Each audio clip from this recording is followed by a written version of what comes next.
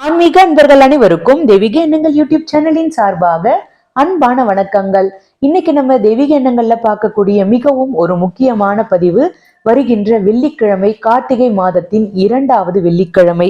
குடும்பத்தில் இருக்கின்ற வறுமை நீங்குவதற்கு, பணக்கஷ்டம் நீங்குவதற்கு, வருமானம் அதிகரிப்பதற்கு ஏற்றக்கூடிய முக்கியமான ஒரு மகாலட்சுமி தீப வழிபாடு பற்றி தாங்க இன்னைக்கு நம்ம இந்த பதிவுல பார்க்க போறோம். பதிவை தொடர்ந்து கடைசி வரைக்கும் பாருங்க.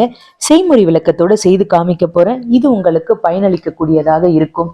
தெய்வீக எண்ணங்கள் சேனலை இப்பதான் நீங்க முதல் முறையா பாக்குறீங்கன்னா கீழே இருக்கிற சப்ஸ்கிரைப் பட்டனை கிளிக் பண்ணிக்கோங்க. பக்கத்துல இருக்கிற பெல் பட்டனையும் கிளிக் பண்ணிக்கோங்க. தினம்தோறும் ஒரு ஆன்மீக தகவல் கொடுக்குறேன், அது உடனே நோட்டிபிகேஷனா வரும், நீங்களும் பார்க்கலாம்.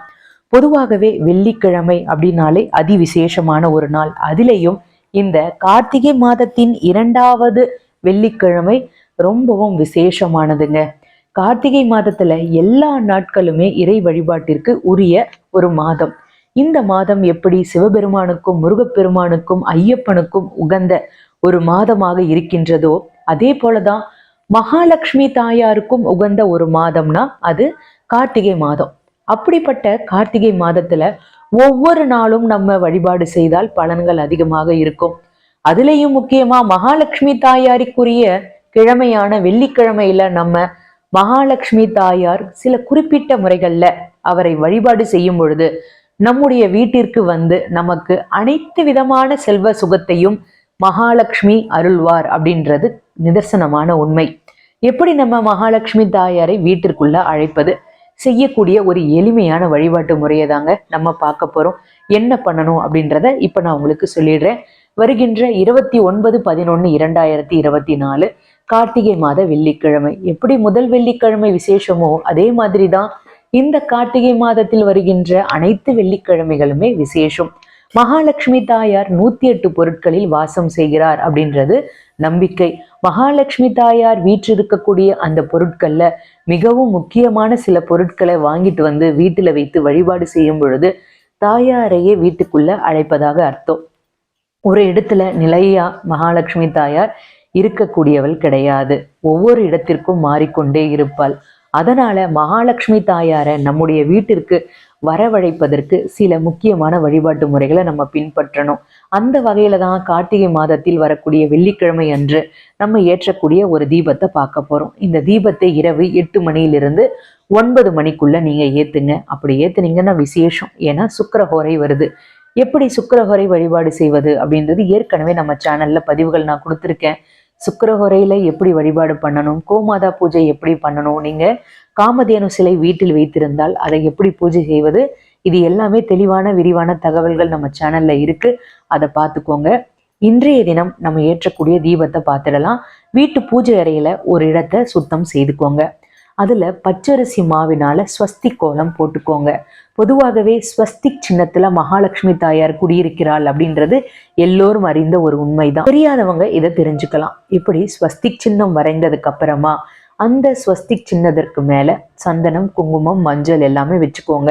இதற்கப்புறமா 4 முனைகளிலும் ஸ்வஸ்திக் சின்னத்தின் 4 முனைகளிலும் அகல் விளக்கு வச்சுக்கோங்க. அப்படி இல்லைன்னா ஸ்வஸ்திக் சின்னம் விற்கின்ற அகலே இருக்கு, அதையும் நீங்க வைத்து வழிபாடு பண்ணலாம். அதற்கு நடுவுல நீங்க நெய் ஊற்றி பஞ்சுத்திரி போட்டு தீபம் ஏற்றுங்க. அப்படி நீங்க நெய் ஊற்றி தீபம் ஏற்றும் பொழுது தாமரை தண்டு திரி போட்டு தீபம் ஏத்துங்க. தாமரை தண்டு திரி கிடைக்காத பட்சத்துல பஞ்சுத்திரி பயன்படுத்தலாம். தாமரை தண்டு திரியில் மகாலட்சுமி கடாட்சம் இருக்கும். நம்ம குடும்பத்துல எப்படியாகப்பட்ட பண கஷ்டமோ, வாஸ்து குறைபாடோ, கடன் தொல்லை அதிகமாக இருக்கோ, எதுவாக இருந்தாலும் நிவர்த்தியாகும்.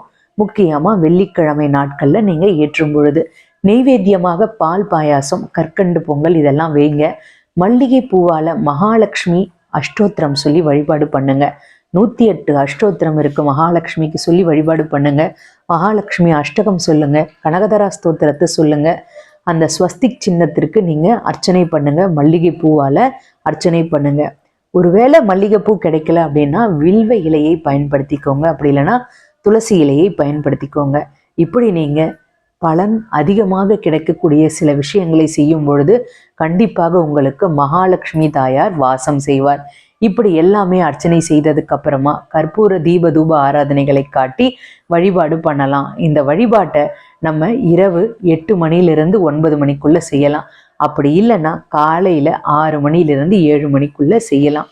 இப்படி செய்து மகாலட்சுமி தாயாரை வழிபாடு செய்கிறவங்களுக்கு வாழ்க்கையில எப்பொழுதுமே ஏறுமுகம் தாங்க. கஷ்டம் அப்படின்றதே இருக்காது.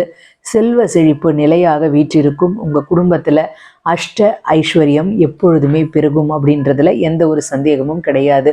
ஒரு வீட்டுல எல்லா விதமான செல்வங்களும் நிறைந்திருக்கணும் அப்படின்னா மகாலட்சுமி தாயாரின் வாசம் கண்டிப்பாக இருக்கணும். முழு நம்பிக்கையோடு இந்த கார்த்திகை 2வது வெள்ளிக்கிழமை என்று இந்த தீபத்தை ஏற்றி வழிபாடு பண்ணுங்க. கண்டிப்பாக உங்களுடைய வீட்டுல எப்பொழுதுமே பணத்திற்கு பஞ்சம் வராது. எப்படியாகப்பட்ட கஷ்டம் இருந்தாலும் அது நிவர்த்தியாகும். குடும்பத்துல எப்பொழுதுமே வறுமை அப்படின்றது இருக்காது. தவறாமல் வெள்ளிக்கிழமை அன்று மாலை நேரத்துல பெருமாளும் மகாலட்சுமி தாயாரும் வீற்றிருக்கின்ற ஆலயமா போயிட்டு வாங்க. அங்கு அவர்களை 9 முறை சுற்றி வாங்க.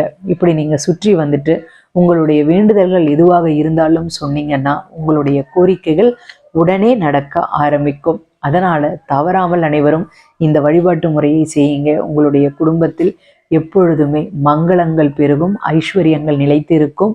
வாழ்க வளமுடன். இன்னைக்கு நான் கொடுத்த இந்த தகவல் உங்களுக்கு பயனளிக்கக்கூடியதாக இருக்கும்னு நான் நினைக்கிறேன். இந்த வீடியோ பிடிச்சிருந்தா லைக் பண்ணிக்கோங்க. உங்களுடைய நண்பர்களுக்கும் உறவினர்களுக்கும் ஷேர் பண்ணுங்க.